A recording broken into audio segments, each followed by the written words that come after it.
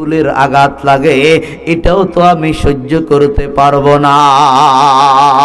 উহুদের প্রান্তরের মধ্যে মহিলা যখন শয়তান একটা আওয়াজ দিয়ে দিছে, রে দোস্ত কাদে কুতিলা মুহাম্মদ, মুহাম্মদ নিহত হয়ে গেছে, মুহাম্মদ মারা গেছে, মহিলা পাগল হইয়া গেছে।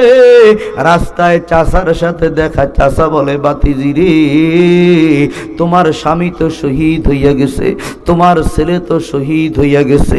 মহিলা বলে চাচা স্বামীর খবর নিতে আসি নাই, সন্তানের খবর নিতে আসি নাই, স্বামী মরে গেছে, আমি শহীদের বিবি হইছি বড় দাম, আমার ছেলে মরে গেছে, আমার শহীদ ছেলের মা হইছি বড় দাম।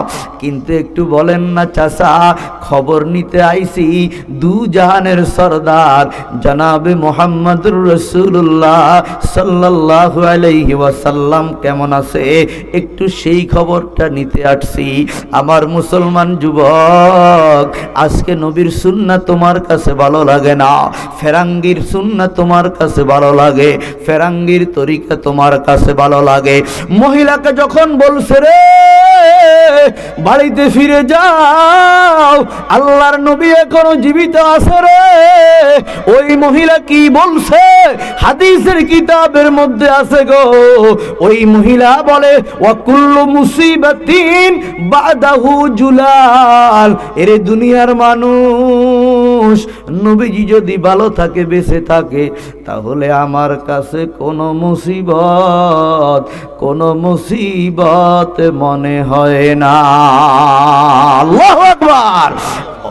আল্লাহ রাব্বুল আলামিন বলেন ওয়ামা আরসালনাকা ইল্লা রাহমাতাল লিল আলামিন, শুধু ওজুদাস রাহমাতাল লিল আলামিন, মসজিদে উশুদ হামারুয়ে জমিন।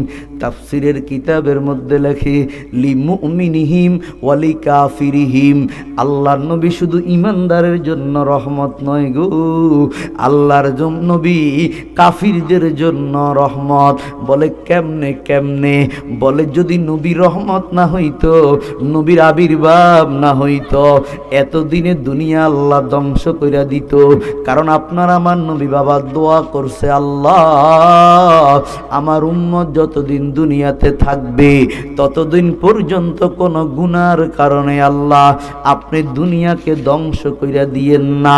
আল্লাহ বলে দোস্ত তোমার দোয়াকে আমি কবুল করে নিলাম, তোমার উম্মতকে গুনার কারণে আমি সমূলে ধ্বংস করে দিব না বাবা।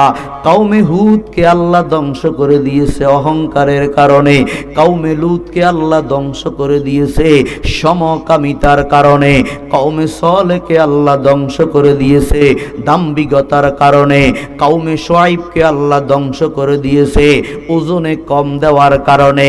আমি আপনাদেরকে জিজ্ঞেস করি বাবা, বাংলাদেশের মধ্যে চোর আছে না নাই? ওজনে কম দেয় আছে না নাই?